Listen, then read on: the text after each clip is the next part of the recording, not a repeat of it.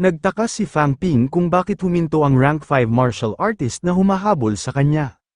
Naisip niya na mukhang natatakot nga raw itong sumunod sa liblib na bahagi ng Forest of Beast. Huminto rin muna sa pagtakbo ang ating bida dahil may pinaplano siyang gawin.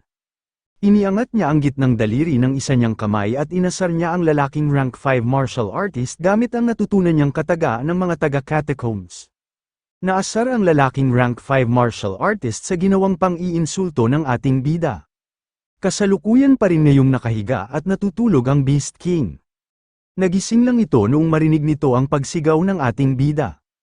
Sinabi ni Fang Ping na dinalhan niya nga raw ito ng bagong mapagkukunan ng pagkain. Nagulat ang ating bida noong paluhurin ng Beast King ang lalaking rank 5 martial artist gamit ang mental strength nito, hindi niya nga raw inasahan na ganoon pala ito kalakas. Nagtaka rin siya kung bakit hindi ito ginawa sa kanya ng halimaw, mukhang tingin nga raw nito ay napakahina niya kaya hindi na siya nito pinag-aksayahan na gamitan ng ganoong klase ng kapangyarihan. Tumingin ang Beast King sa ating bida, agad namang naintindihan ni Fang Ping kung ano ang ibig nitong ipagawa sa kanya. Nagulat ang lalaking rank 5 martial artist noong makita nito na nagkakaintindihan ang kaharap niyang halimaw at ang ating bida.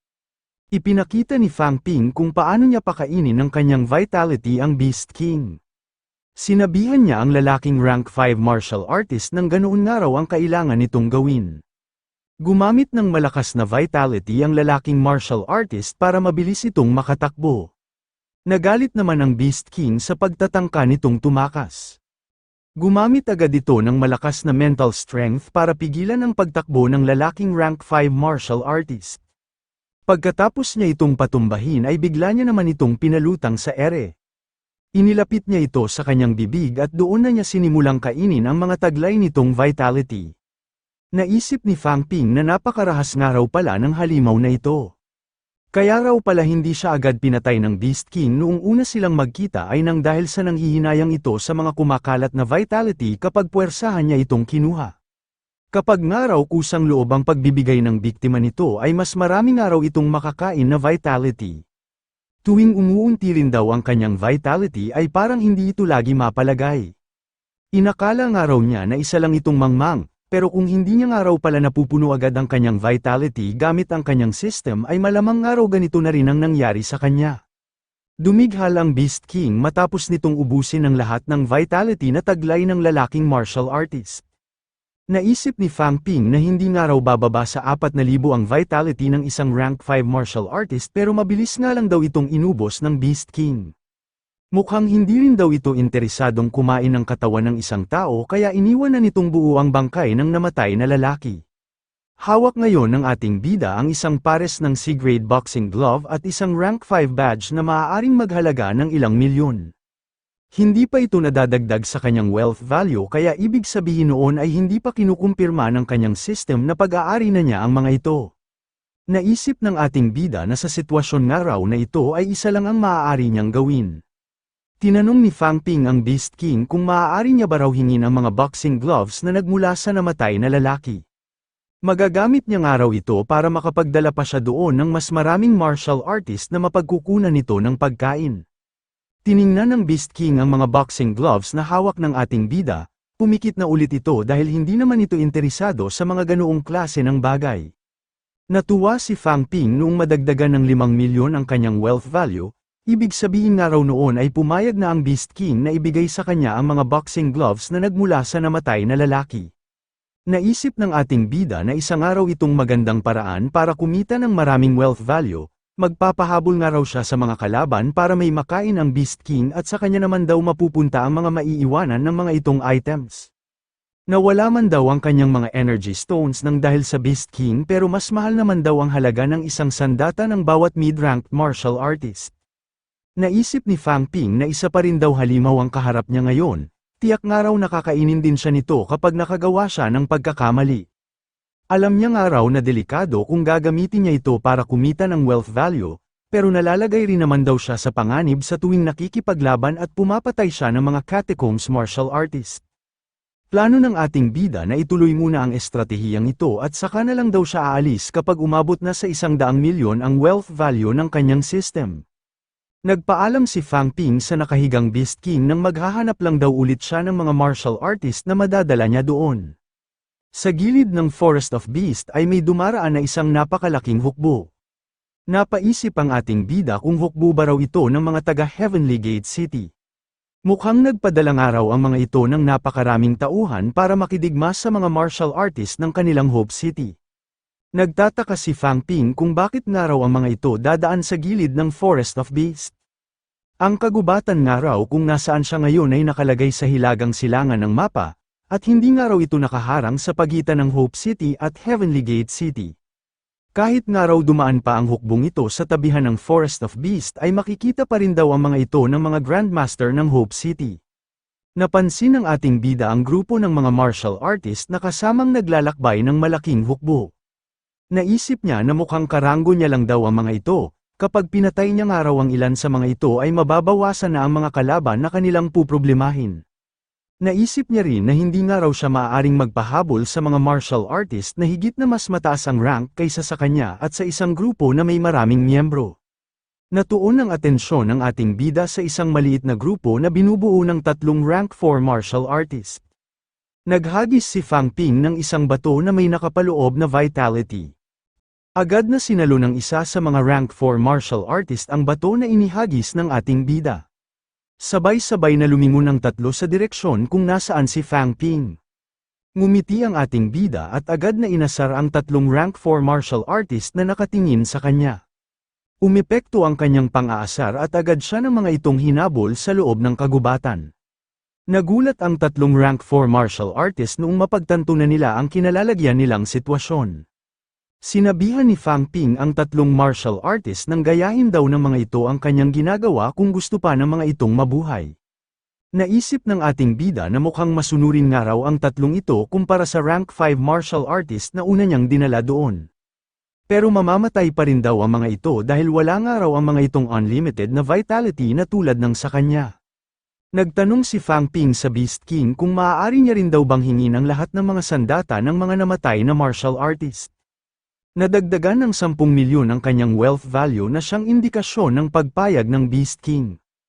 Natuwa ang ating bida nang dahil sa bilis ng pagtaas ng kanyang wealth value, dapat nga raw umpisa pa lang ay ganoon na agad ang kanyang ginawa. Nagpahabol ulit si Fang Ping sa isang catacombs martial artist. Ininsulto niya ulit ito gamit ang kataga na itinuro sa kanya ni Teacher Lee. Nagtaka ang lalaking rank 5 martial artist sa sinasabi ng ating bida. Nagtaka rin si Fang Ping kung bakit nga raw ganoon lagi ang nagiging reaksyon ng mga nakakaharap niyang kalaban sa tuwing binabanggit niya ang kataga na itinuro ni Teacher Lee. Dapat nga raw ay nagagalit agad ang mga ito sa kanya lalo na't pang-iinsulto ang binibigkas niyang salita. Pinagtawanan lang ng lalaking rank 5 martial artist ang ating bida. Nang asar na lang si Fang Ping gamit ang alam niyang paraan para inisin ang kanyang kalaban. Tuluyan nang nagalit ang lalaking rank 5 martial artist at hinabol ang ating bida.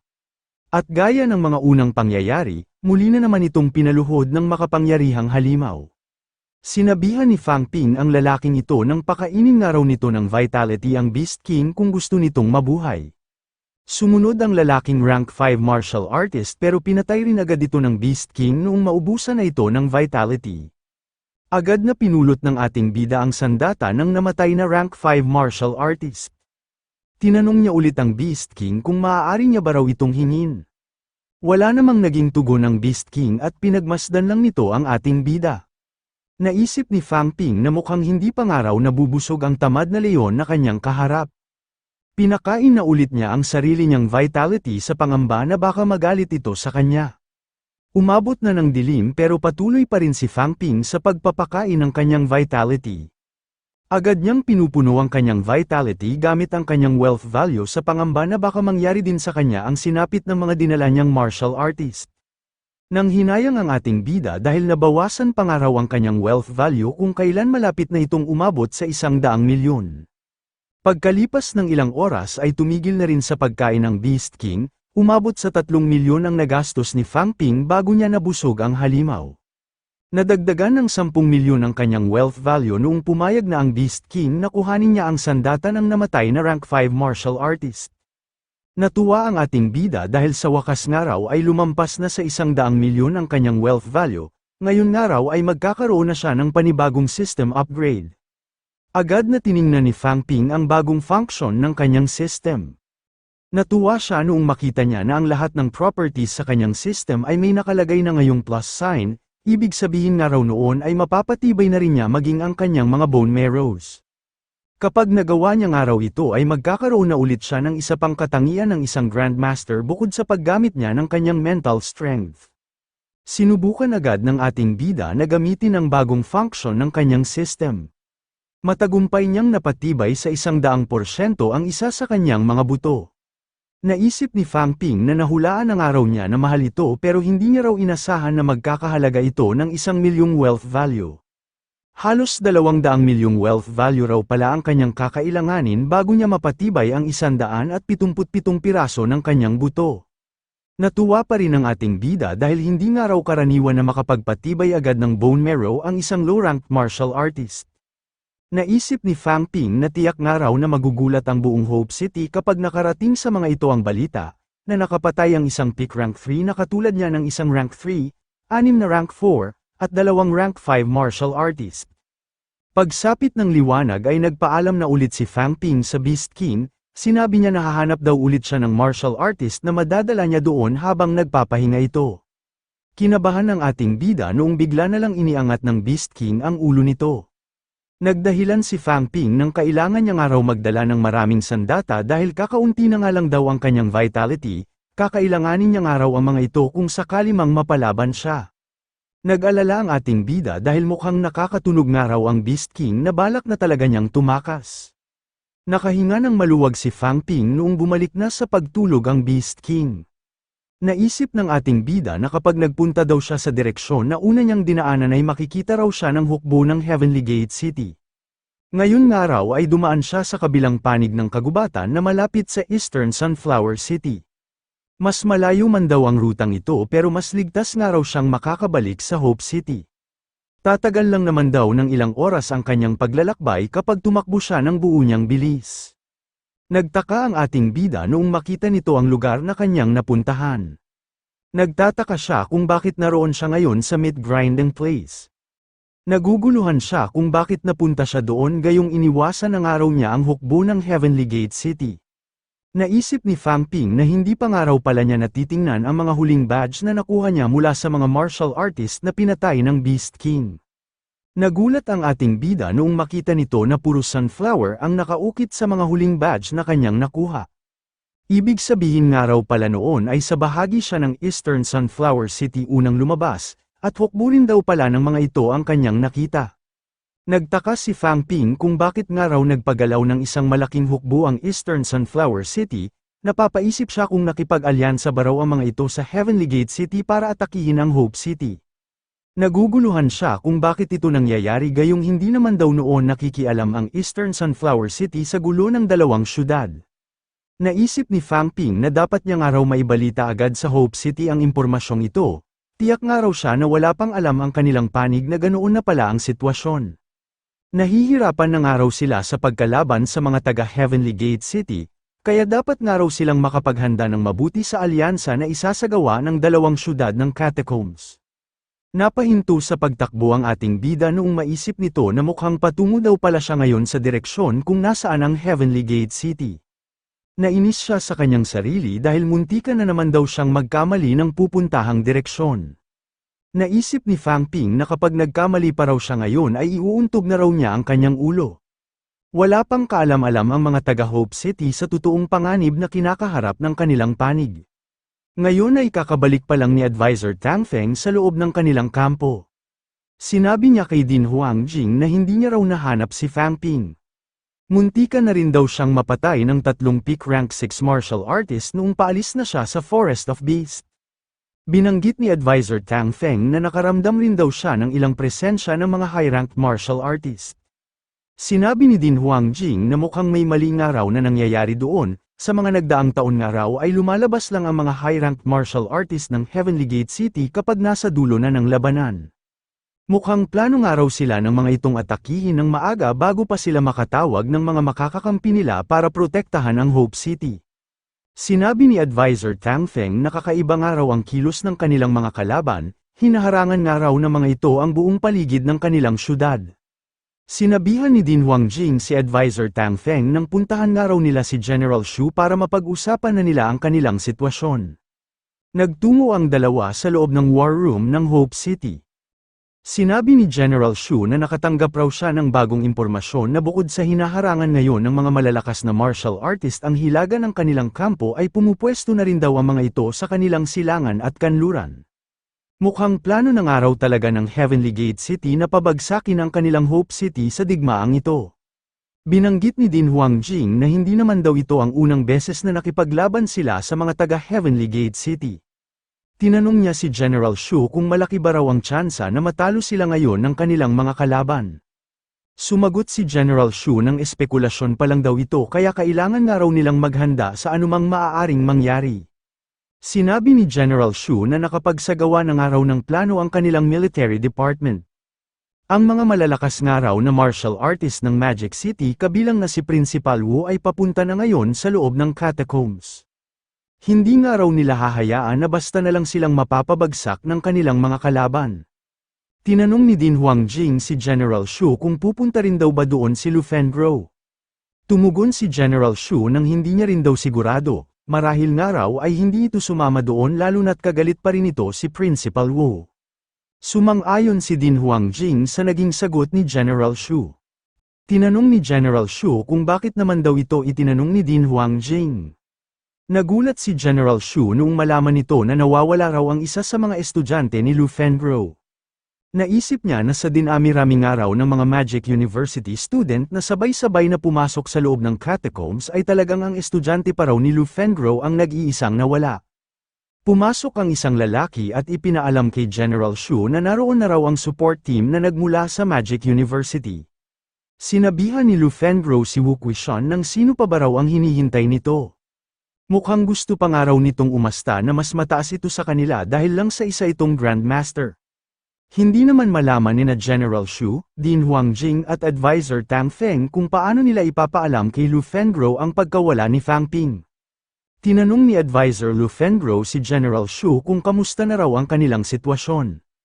Tumugon si General Shu nang tumataas pa rin daw ang tensyon, pero maliit ang labanan pa lang naman daw ang nagaganap. Tinanong naman ni Advisor Lu Fengro kung gaano naman daw katagal bago sila magdeklara ng isang state of emergency at kung gaano pa raw karaming puwersa ang kanilang ihahanda. Maaari na nga raw silang umatake sa Heavenly Gate City kasama sina Commander Lee, Minister Zhang at ang iba pang major guards ng kanilang kampo. Sinabi ni Wu Quishan na mas malakas nga raw ngayon ang puwersa ng mga catacombs martial artist kaysa sa kanila. Halos kalahati nga raw sa mga Grandmaster ng kanilang bansa ang namatay noon sa pakikipaglaban sa digmaan na naganap sa Catacombs Capital City. Hindi na nga raw nila kakayanin na magsakripisyo pa ulit ng ganoong kalaki.